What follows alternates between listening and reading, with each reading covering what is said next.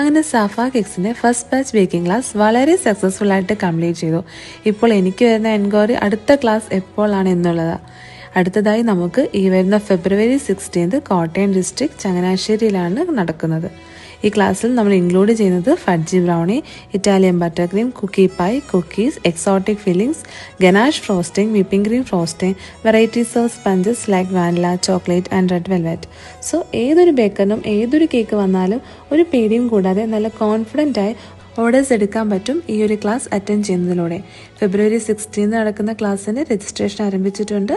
Interest ഉള്ളവർ ഇപ്പോൾ തന്നെ രജിസ്റ്റർ ചെയ്യുക.